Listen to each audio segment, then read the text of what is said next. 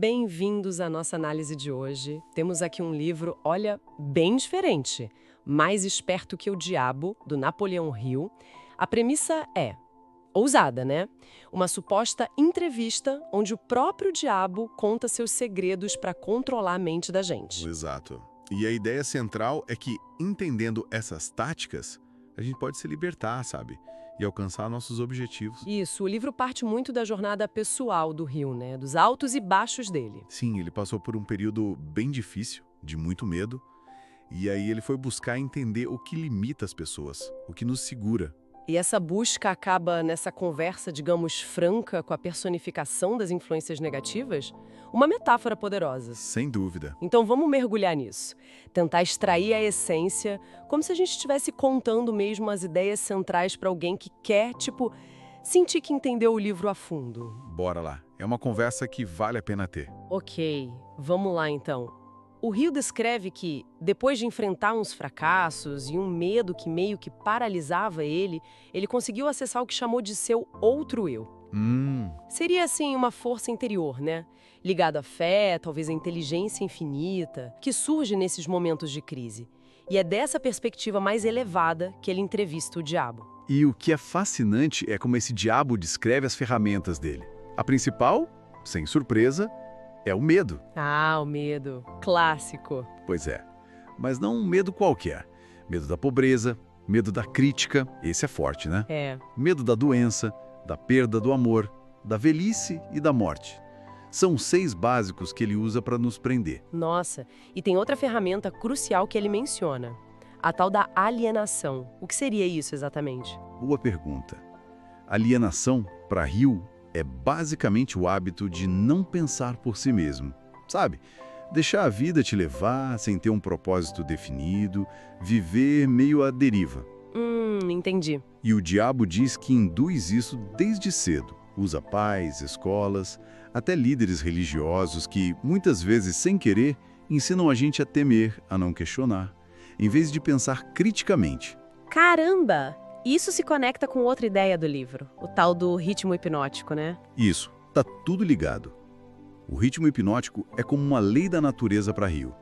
Ela diz que nossos hábitos e pensamentos dominantes, com o tempo, viram permanentes, automáticos. Tipo, vira um padrão. Exatamente. Quem se deixa levar pela alienação, pelo medo, acaba fixado num ritmo negativo, de fracasso. Agora, quem cultiva pensamentos claros, positivos, com propósito, fixa um ritmo de sucesso. A natureza só solidifica o que a mente alimenta, entende? Entendi. É aqui que fica realmente interessante.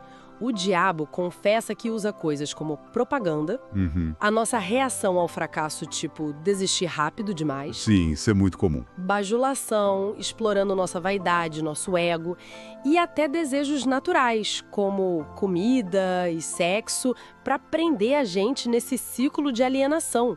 Ele chega a dizer que controla 98% das pessoas assim. O número é chocante, mas o Hill não para só no problema, né?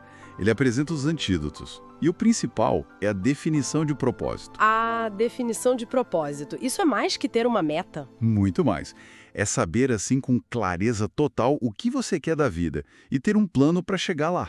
Isso é a defesa número 1 contra a alienação. Uma mente com foco não fica à deriva, sabe? Faz todo sentido. E quais outros elementos ele destaca para a gente retomar o controle? Vários. Autodisciplina, para controlar as emoções, os hábitos, aprender com a diversidade, ver a derrota como temporária, como lição. Isso é importante. Não se deixar abater. Fundamental. Controlar um ambiente também, escolher bem com quem a gente anda, o conceito de mastermind, né? Se cercar de gente positiva, com objetivos parecidos. Ah, sim, o mastermind. Usar o tempo de forma construtiva, buscar harmonia e agir com cautela, pensar antes de agir. Basicamente, é fortalecer a mente com fé no propósito e pensamento positivo.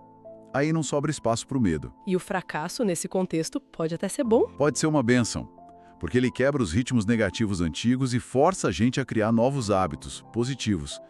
É uma chance de recomeçar mais forte. Então, resumindo tudo, mais esperto que o diabo usa essa metáfora toda da entrevista para explorar nossa luta interna, né? Contra o medo, a dúvida, a passividade. Exatamente. A mensagem central é sobre o poder da nossa mente. Teu propósito, disciplina, fé, aprender com as quedas, essas são as chaves para a liberdade e para a realização, segundo o Hill. É um chamado mesmo para assumir o controle dos pensamentos, do destino. É isso aí, um chamado para despertar, para não viver no automático. Deixa então aquela reflexão final, né?